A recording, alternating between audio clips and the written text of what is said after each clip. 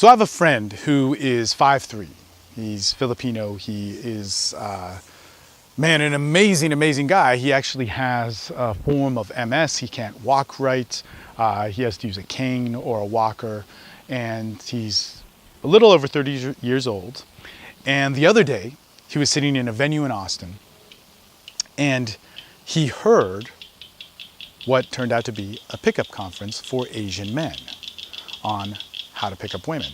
And the whole construct, the whole deal about this, and I hate this about the niche of the Asian PUA industry, was that how hard it was, how hard and difficult it was because of the culture, because of the being too short, because of how white women look at Asian men, how difficult it was to get women, to get blonde women. And that this guy had succeeded because he had finally gotten a blonde girlfriend.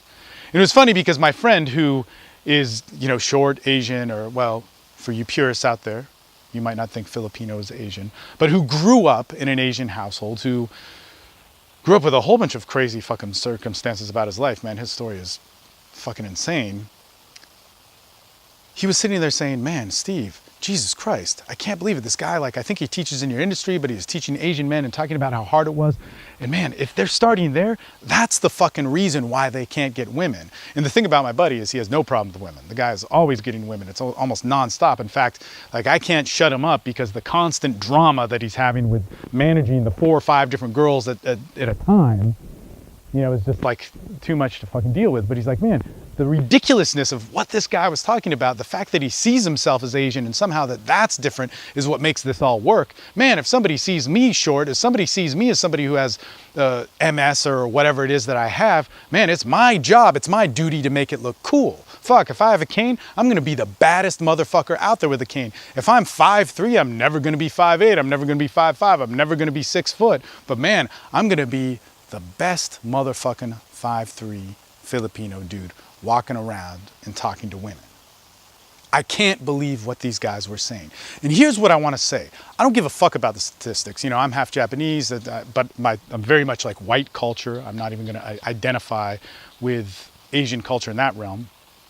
But man, if I think that the problem is outside of myself, I mean, man, I am 5'8". In fact, I'm actually 5'7"3/4. But if I ever thought that my height was bad and I couldn't get women, if I ever thought that my disadvantages, my lack of income, my lack of social status, my bad day that I just had, the losing of my job, if I ever thought that made me different, that was the first place I needed to start. Because if I wanted change in my life, and here's the fucking problem, the whole Asian PUA movement, or the fucking I'm not good enough movement, or whatever the fuck it is, or I grew up in this culture and I didn't have this and that and my dad left, fuck you, man. The problem is yours. Yes, statistically, you're screwed.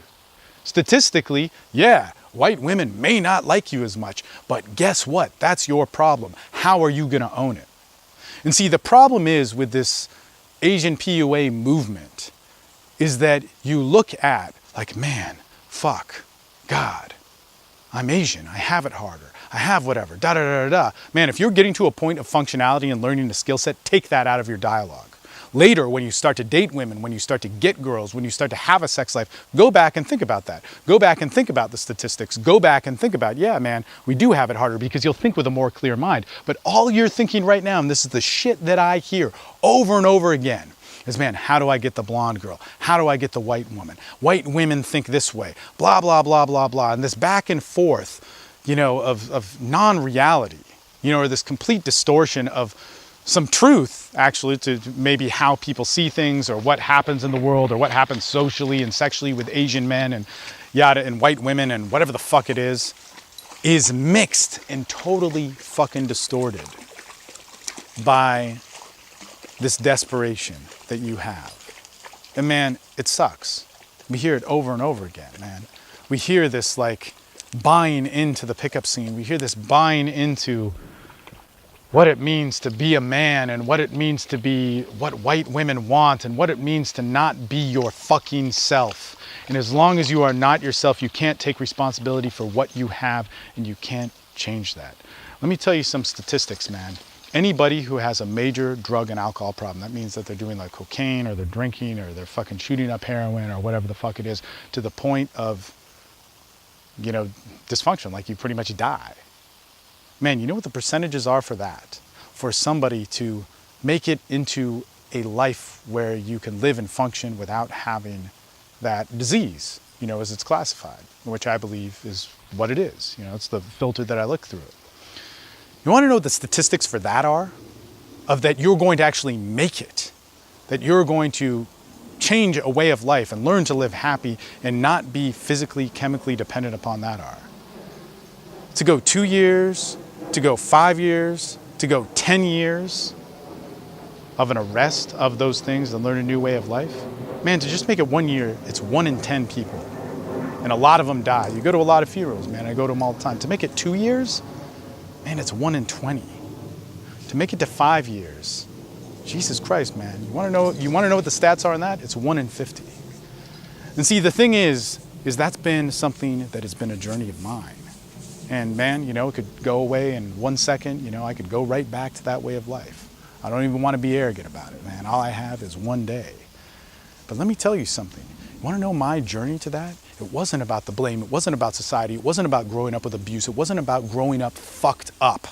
It was about going, I have a problem and what do I do to deal with it? How do I become the better man in my situation right now? It isn't me. It isn't the surroundings. It isn't the fucked up shit around me. It isn't my bad day. It isn't my stubbed toe. And it isn't my fucked up perspective about myself. How am I going to live and not have that way of life of putting toxic shit in me, toxic shit coming out of me, and finding a new way to live?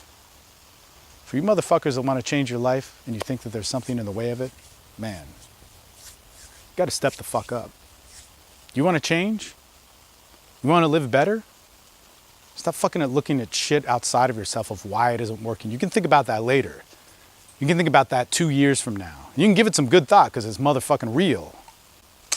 But man, you want to start living a better life? Put one foot in front of the other, change your mind, and start fixing the shit inside of you. You can live a pretty fucking good life.